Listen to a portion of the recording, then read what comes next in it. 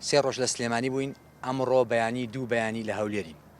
پێش هەموو شتێک ئەمەیە بڵێم کە تەنیا ئەم کۆنگرە ڕۆژنامە نووسیەمان لێرە لە لای پارکی شانەدەرە بێ لە سبەینێ سەعاتدەوە هەتا چواری ئێوارە لە ناو پارکی شارە بین نزیک نافورەکان لە بەردەمی قەڵا لەوێ لە خزمەتان نابین بۆ وەرگرتنی کۆمەک و هاوکاریەکانتان بۆ ئەم کەمپینە. وشکبرانی بەڕێز ضرورەتی دروستکردنی ئەم کەمپینە لەوە بوو کە ئاژەڵەکانی ئێمە لە دۆزەخێکی گەورەیە ئەژین.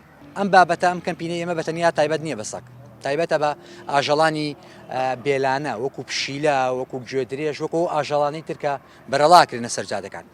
هەدەفی سەرەکی ئێمە ڕئیسی ئێمە بریتێ لە دروستکردنی یاسایە کە سەلامەتی و گرنتی ژیانی ئارامی ئاژەڵەکان با لە کوردستان. بۆ ئەم بابەتە خەریکی جوڵاندنی دوو پرۆژە یاساین، یەکیان لە پەرلەمانی کوردستانیشان لە ئەنجومەنی وەزیران. ئەم دوو پرۆژە یاسایە گرنتی سەلامەتی ژیانی ئاژەڵانەیە و پارێزگاکان پابەند دەکا بە دروستکردنی شەڵتەری نیشتیمانی لە هەر پارێزگایەکە بۆ کۆکردنەوەی ئەم ئاژەڵانە.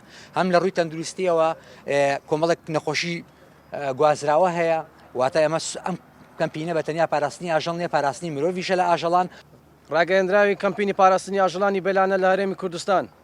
کەمپینی پاراستنی ئاژەڵانی بێلانە لە هەرێمی کوردستان کەمپینەکە بۆ هێنانە بەرباس و دروستکردنی هۆشیاری لە لای تاکی کورد و سەبارەت بە مافی ئازاردان و کوشتن و لە ناوبردنەوە. ئەم کەمپینە بەدەست پێشخەری نووسەر و وەرگێر توانە ئەمین کاری بۆ کراوە لەلایەن ژمارەیەکی بەرچاو ڕێکخراو و کەسایەتی و خۆبەخش پێشوازی لێکراوە. دابینکردنی سەرەتاترین ماپ بۆ ئاژەڵانی بێلانە لە هەرێمی کوردستان هەنگاوێکە ئێمە لە هەرێمی کوردستان دواکەوتوین لە بەدەم بۆسوونی.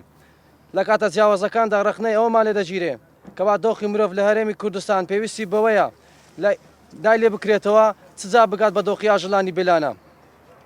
بۆ پێوەرەش بێ ڕەنگە هیچ کاتێکی گونجاو دروست نەبێت بۆ ئەوەی لایەک لە حاڵی ئاژەڵان بکرێتەوە. هەر بۆیە بۆ ئەوەی زیاتر دوان نەکەوێت لەم کەمپینە لە هەرێمی کوردستان ڕاگەیاندووە و خۆشبەختانە لەسەر ئاستی باشووری کوردستان لەسەر جەم شارەکان پێشوازی باشی لێکراوە ژمارەی ئاژەڵدۆستان زیاترە لەوەی ئێمە درکمان پێکرد بوو لە ڕابردوودا. ئێستا شاتوینەتە هەولێری پایتەختی هەرێمی کوردستان بۆ ئەوەی نیوەی دووەمی کەمپینەکەمان بخێنە سەر پێ، چونکە بەبێ هاتنە پێشەوەی ئاژەڵدۆستان لە پایتەختی کوردستان بەبێ هەمەهەنگی وەزارەتەکان و کابینەی نوێمی حکوومەتی هەرێمی کوردستان ڕێکخراوەکان بە ئەنجامگاندنی ئەم کەمپینە ئەستەم دەبێتن.